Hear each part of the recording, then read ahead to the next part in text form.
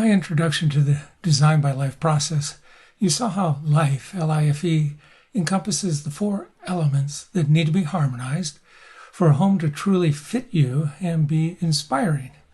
In this video, I'm going to unpack the L of lifestyle activities for the kitchen in particular. That said, let's start with a quick look at the classic kitchen work triangle, which was developed specifically in the 1940s. There's a fascinating article in Wikipedia about this if you're interested. What's seldom noted about this model is that its focus was on creating efficiency within the one-cook kitchen. It focuses on 3 centers: the range, the sink, and refrigerator, or as I like to describe them, hot, wet, and cold. And while the kitchen work triangle still has some elementary use in kitchen design, it falls far short of describing the activities of the modern kitchen. The one-cook kitchen was the soloist kitchen. And furthermore, designing around the range, sink, and refrigerator just covers up the tip of the iceberg of what actually happens in a kitchen. For a more complete approach, I developed the Life work triangle, which covers the 3 ways we do things in our kitchen. I change work into the active energy of circulating, collecting, and distributing. These are the 3 ways we do what we do in our kitchens, and actually throughout every aspect of our lives. We circulate, we collect, we distribute, and we do that over and over again. And in the kitchen, most of what we need to accommodate can be identified in the patterns of distributing and collecting in what I call the social kitchen. Think about what happens when all the distributing and collecting activities turmoil about in a space where there may be 2, 3, even 4 or more people engaging in doing something. Believe me, there will be preferences about what most matters. Now, I'm not going to spend much time on the circulating tip of this triangle. A future video will cover how distributed cooking, refrigeration, and storage are affecting the way we circulate in the kitchens and changing the way we are planning them. And now for this video, we're going to touch on how distributing shows up in the kitchen. I'll cover collecting patterns in the next video. For distributing, I focus on the 3 S's: shopping, serving, and straightening up, or cleaning up. And what can we do to make life easier for each activity? Shopping? How do groceries come into the home? I remember looking at a new home plan and asked my client how they were planning to bring groceries into their home. "Oh, through the garage," they said.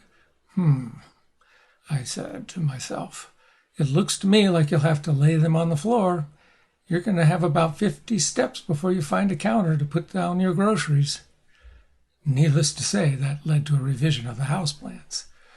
And make sure you have a counter where the groceries don't interfere with, for instance, beginning to cook a meal while you're also distributing your groceries. What about straightening or cleaning up? Dishes can be stored in so many ways. In this kitchen, I put 2 Fisher-Paykel dish drawers on either side of the sink. One is always for clean dishes, one for dirty. And notice, dishes are stored within a turnaround in 2 steps of where they've been washed. That's my basic rule for convenient access. If my client can turn around and take only 1 or 2 steps to reach whatever they want, then they don't feel like they're working. Now here you have a modern plate rack with 2 cupboards on either side for the rest of the dishes and silverware directly below. What about 3 layers and an extra deep wall cupboard? Or you could put dishes in drawers. There are easily available accessories that can be added into deeper drawers for this purpose. Just go to images.google.com and search for dish storage in kitchens. You'll be amazed at how many ideas you can explore. More straightening or cleaning up. Where are Tupperware or Rubbermaid storage containers relative to the refrigerator? Consider the containers used in the process of getting leftovers into the fridge or freezer. Are they within a turnaround step of the fridge or freezer? Later I'm going to do an entire video dedicated to kitchen storage, and this will come up again. But for now, on to serving, another distributing pattern. In this kitchen, you can see that my client wanted to have glass counters on either side of the raised seating to use for plating food. Other kitchens would have no need for this feature. The point is, I asked how my client liked to serve food, and it led to this.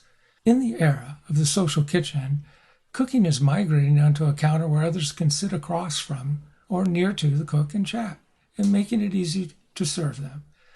That's also why designing seating so people can see each other makes a huge difference. We like that. It's brain friendly. Social seating welcomes us. On the other hand, people sitting in a row, that's stranger seating. How can a person who's in spot number 1 converse with person number 4? I've seen as many as 5 or 6 people in a row. So when you're designing a kitchen, embrace social seating. So we've now touched on the basics of 3 distributing patterns. As you design your kitchen, find your own way to make these patterns fit into your lifestyle activities. Look at these 2 prize-winning kitchens in the 2023 Blue Star Kitchen Design Contest. These 2 kitchens also illustrate the first collecting pattern, what I call the gathering zone. Every kitchen needs a place for people to gather and feel connected to each other and to you, and to not be in the way of those making the meal. In our next video, we're going to look at 5 main collecting patterns and a 6th category I call specialty for these collecting patterns that may or may not fit your kitchen most matter list, like for instance a coffee center or a wine center.